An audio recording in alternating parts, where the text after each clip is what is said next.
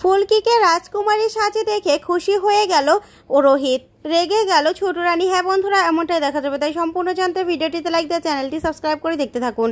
গল্পের শুরুতে দেখা যাবে ফুলকি আর বড় রাজাবাবুকে নিয়ে ছোট রাজাবাবু আদিত্য সহ সবাই আসতে থাকে। তখনই সেই স্টেটের সব প্রজারা বড় রাজাবাবুর নামে স্লোগান দিতে থাকে আর বলে, কোর্টে এটা প্রমাণ হয়ে গেছে উনি আমাদের বড় রাজাবাবু। তখন এই বলে সবাই বড় রাজাবাবুর জন্য মালা নিয়ে আসে আর বড় রাজাবাবুকে সবাই মালা পরিয়ে দেয় আর বলে, বড় রাজাবাবু জিন্দাবাদ জিন্দাবাদ। তখন ফুলকিও খুব খুশি হয়। ওইদিকে দেখা যাবে রোহিত, ধানু সহ সবাই খুব খুশি হয়ে এই কাণ্ড দেখতে থাকে। তখনই ছোট রাজাবাবু বলে, শুধুমাত্র দাদা ফিরে এসেছে তা নয়, এর মধ্যে আবার আমার দাদার মৃত সন্তান বলে যাকে জানতাম সেও আমাদের মধ্যে ফিরে এসেছে। সে আসলে জীবিতও ছিল আর এই আমার দাদাকে ফিরিয়ে এনেছে। এই বলে ফুলকিকে সবার সামনে এনে দাঁড় করিয়ে দেয় ছোট রাজাবাবু আর ফুলকিকে দেখায় আর বলে, এই ফুলকি হলো আমার দাদার সন্তান, আমাদের রাজমহলের উত্তরসূরি। ওইদিকে ছোট রানী আর ইন্দ্র প্রচণ্ড রেগে যায়। তারপরেই ফুলকি খুব খুশি হয়। ওইদিকে তমাল আর পিয়াল বলা বলি করে, এই রে কি হলো এটা, দেখ ফুলকি রাজকুমারী হয়ে গেল আর আমাদের ধানু রানী হয়ে গেল, ওদের সঙ্গে তার কথাই বলা যাবে না। তখন এই বলে সবাই মজা করতে থাকে। ওইদিকে ইন্দ্র বলে, মা আমি তো এগুলো সহ্য করতে পারছি না, এগুলো কি হলো বলো তো, আমার ইচ্ছে করছে সব একদম শেষ করে দেই। এই রাজমহলের প্রজাগুলোও দেখো কত নিম্নখারাম, কালকে পর্যন্ত ছোট রানী বলতে সবাই অজ্ঞান ছিল আর আজকে কিনা ওনাকে বড় রাজাবাবু বলে মাথায় তুলে নাচছে। তখন ছোট রানীমা বলে, ইন্দ্র মাথা ঠান্ডা করো, তুমি দেখতে পাচ্ছ না আমি মাথা ঠান্ডা করে আছি, তাহলে আমাকে এবার ভাবতে হবে, ভেবে চিনতে সব চাল দিতে হবে, কারণ এই পর্যন্ত ফুলকিকে মাত করার জন্য তো অনেক কিছু করেছি, ওকে যেন কোনোভাবেই এটা প্রমাণ করতে না দেওয়া যায় তার জন্য তো আমি অনেক কিছু করেছি, কিন্তু আটকাতে পেরেছি কি, পারিনি তো। তাই পরের চালটা আমাদের কি হবে সেটা ভেবে চিনতে দিতে হবে। দেখছো না তোমার দাদা আর বাবার জন্য আমাদের এই দশা হলো, তোমার বাবার ভালো মানুষের জন্য সব কিছু শেষ হয়ে গেল, ওরা নিজেদের অধিকার ফিরে পেলো, এই ভয়টাই তো আমি পেয়েছিলাম, কিন্তু সেটা আর কি করব, এখন তো কিছু করার নেই।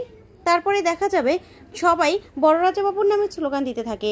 তখনই বড় রাজাবাবু হাত উঠিয়ে বলে, থামো তোমরা থামো, হ্যাঁ তোমরা আমাকে এত সম্মান দিচ্ছ চাইছো, আসলে কোর্ট থেকে এই মেয়েটা প্রমাণ করে দিয়েছে যে আমিই নাকি প্রতাপ নারায়ণ চৌধুরী, তাই আমিও মেনে নিচ্ছি যে হ্যাঁ আমি তোমাদের বড় রাজাবাবু, এই রাজমহলের বড় রাজা, আর তোমাদের একজন আমি, আর এটাই আমাদের মেয়ে, সেটাও প্রমাণ হয়ে গেছে। তাই আমার মেয়েকে আমি মেনে নিয়েছি আর আমি এটাও মেনে নিয়েছি যে আমি তোমাদের রাজাবাবু, তাই আমি তোমাদের পাশে থাকবো।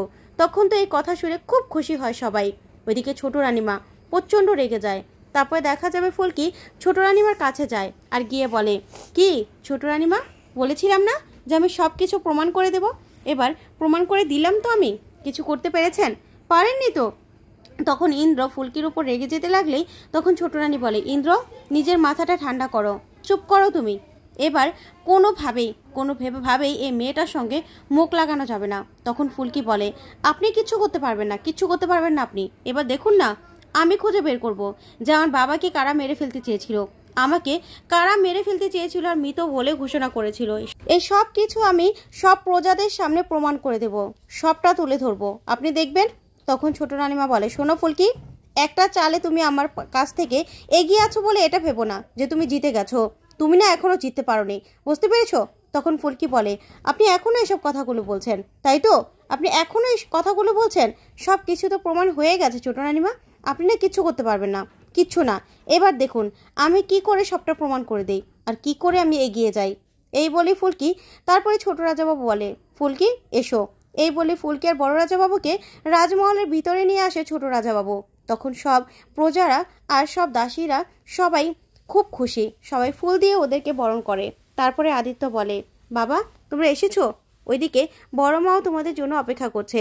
তখনই ছোট রাজাবাবু বলে, দাদা বৌদি তোমাদের দেখলে খুব খুশি হবে, যদি জানতে পারে যে সত্যি তুমি ফিরে এসেছো আর তুমি প্রতাপ নারায়ণ চৌধুরী, তাহলে খুব খুশি হবে।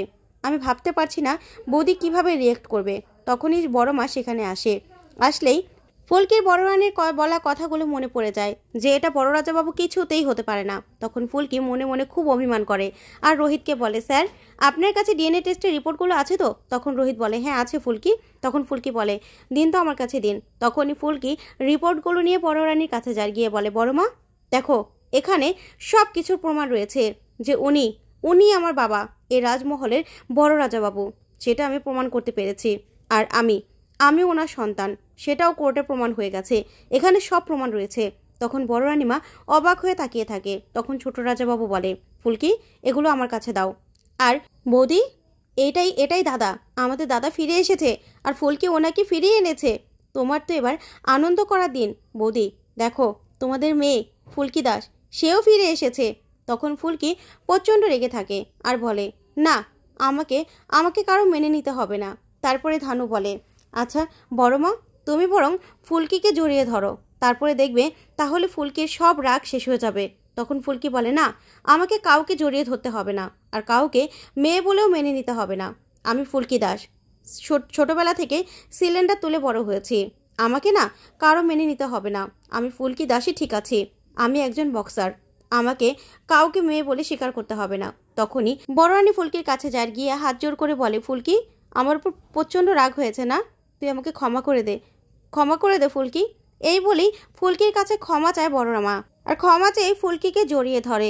তখন ফুলকিও বড় রানীকে জড়িয়ে ধরে। তখন ফুলকি বলে, আমার মনের মধ্যেও না একটা দোটানা কাজ করছিল ফুলকি, কিন্তু আমি না বলে উঠতে পারিনি যে তোর সঙ্গে আমার কিসের এত টান, কেন তোর প্রতি আমার এত টান, আমি না সেটা বুঝে উঠতে পারিনি রে মা, তোর কথা আমি বিশ্বাস করতে পারিনি। তখনই রোহিত বলে, ফুলকি তুমি কেন ওনার সঙ্গে রাগ করছো বলো তো? ওনাকে তো ভুল বোঝানো হয়েছিল, সেটা তো তুমি জানো। তাহলে তারপর দেখা যাবে বড় রানীমা বড় রাজাবাবুর কাছে গিয়ে বলে, আমাকে ক্ষমা করে দিন, আপনি ক্ষমা করে দিন। তখন বড় রাজাবাবু বলে, না ক্ষমা চাইতে হবে না, আসলে আমারও তো পুরনো কোনো কথা মনে নেই, কিন্তু এই মেয়েটা আমাকে বলেছে আমি এই রাজমহলের বড় রাজাবাবু, ওই তো সবটা প্রমাণ করে দিয়েছে।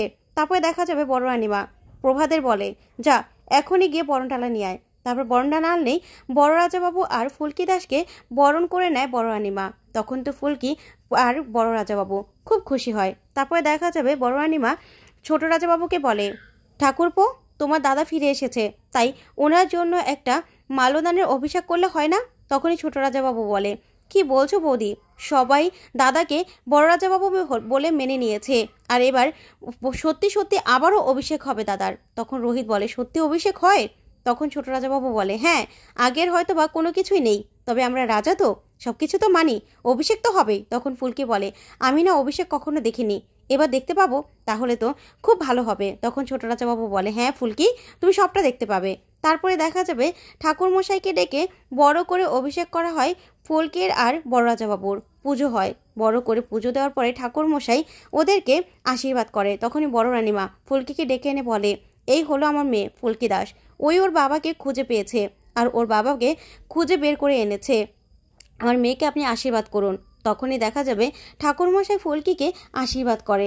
তারপরে ফুলকির মনে পড়ে যায় আগের কথাগুলো। তারপরে ফুলকি মনে মনে বলে, কোথাকার কোন ফুলকি দাস, আমি কি কোনোদিনও ভেবেছিলাম সত্যি আমি যা চেয়েছিলাম তাই পাবো, আমার বাবা মাকে আমি ফিরে পাবো?